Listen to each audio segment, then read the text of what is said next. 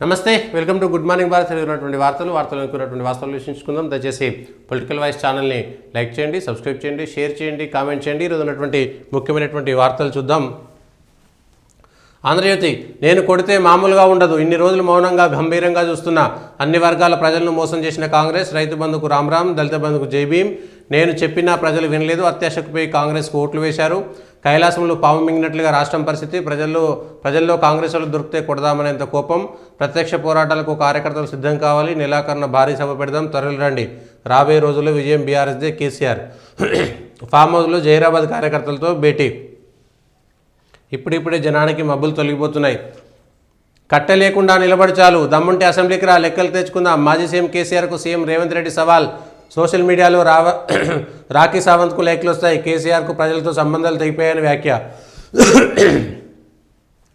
కేంద్రం అంటేనే మిథ్య, రాష్ట్రాలు కలిస్తేనే దానికి ఉనికి. గద్దరన్నకు అవార్డు ఇవ్వకపోగా కించపరుస్తారా?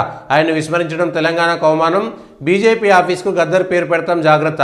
గద్దర్ జయంతి వేడుకల్లో సీఎం రేవంత్ వ్యాఖ్యలు.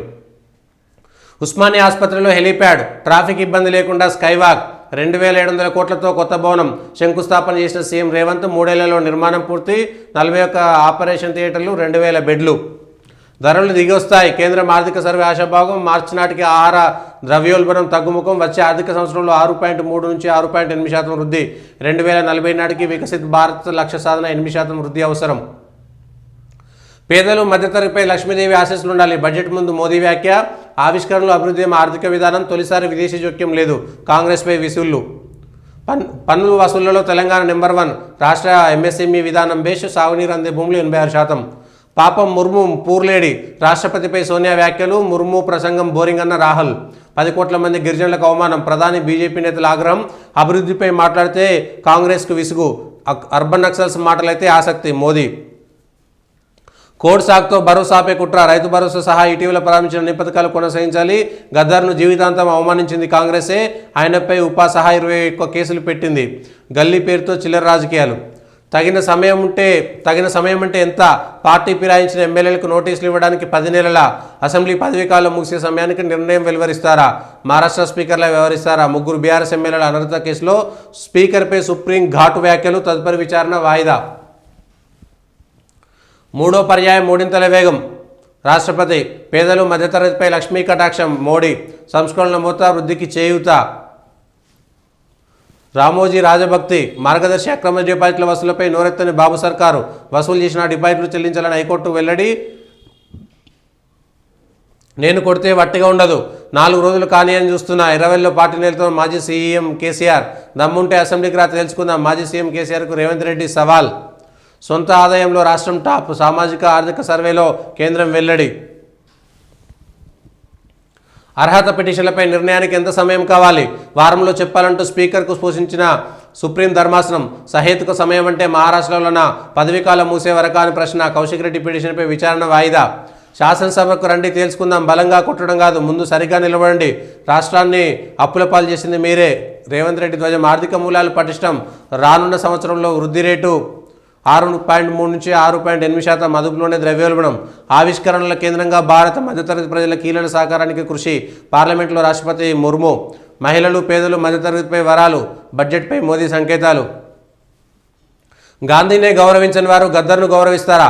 మీ పార్టీ కార్యాలయం ఉన్న ప్రాంతానికి ఆయన పేరు పెడతా. భాజపాపై పరోక్షంగా విరుచుకుపోయిన సీఎం కేసీఆర్. అన్ని వర్గాలను కాంగ్రెస్ మోసం చేసింది. 14 నెలలుగా మౌనంగా గమనిస్తున్నా.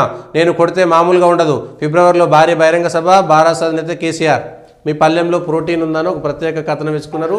గ్లోబల్ ఇన్నోవేషన్ పవర్ హౌస్గా ఇండియాను మారుస్తాం. గగన్యాన్ ఎంతో దూరం లేదు. ద్రౌపది ముర్ము. వక్ఫ్, జమిలీ బిల్లులతో సాహసోపేత నిర్ణయాలు తీసుకున్నాం. అభివృద్ధిలో దూసుకుపోతున్నాం. ఇయాలనే బడ్జెట్. 2026లో జీడీపీ గ్రోత్ 6.3 నుంచి 6.8%. గ్రోత్ రేటు పెరగాలి. ధనిక దేశంగా ఎదగడానికి 8% కావాలి. రాష్ట్రంలో తగ్గిన నిరుద్యోగం. 2023-24 మార్చి నాటికి 8.8%. 2024 సెప్టెంబర్ నాటికి 6.6%. నాగోబా జాతరకు పోటెత్తిన భక్తులు.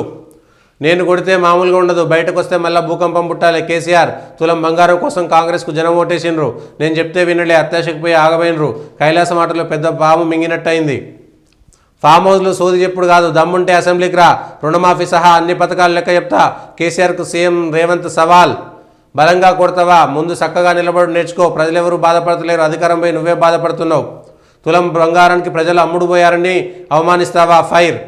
బీజేపీ స్టేట్ ఆఫీసును ఏరేకు గద్దర్ పేరు పెడతాం. ఆ పార్టీని గుర్తించని గద్దర్ వారికి గుర్తుండేలా చేస్తాం. సిరీస్ మనదే. కరీంనగర్ గ్రాడ్యుయేట్ ఎమ్మెల్సీ అభ్యర్థిగా నరేందర్ రెడ్డి. పదవీకాలం పూర్తయ్యాక నిర్ణయం తీసుకుంటారా? పార్టీ ఫిరాయించిన బీఆర్ఎస్ ఎమ్మెల్యేల అనర్హత కేసులో సుప్రీంకోర్టు వ్యాఖ్యలు. 2 ఏళ్లలో నయా ఉస్మానియా 2700 కోట్లతో నిర్మిస్తున్న మంత్రి దామోదర 100 ఏళ్ల అనుబంధాన్ని దూరం చేయదనే గోషామల్ హాస్పిటల్. ఇక్కడి ప్రజలకు ఎలాంటి ఇబ్బంది కలగనివ్వమని వెల్లడి. ఉస్మానియా కొత్త ఆసుపత్రికి సీఎం రేవంత్ శంకుస్థాపన. గ్రామాల వారీగా 4 స్కీమ్ షెడ్యూల్. జ్యూసులు వద్దు, పండ్లుగానే తినండి. ఫాస్ట్ ఫుడ్, చిప్స్ వంటి జంక్ ఫుడ్ల జోలికి వెళ్ళొద్దు. ఇవి వాళ్ళు ఉన్నటువంటి వార్తలు.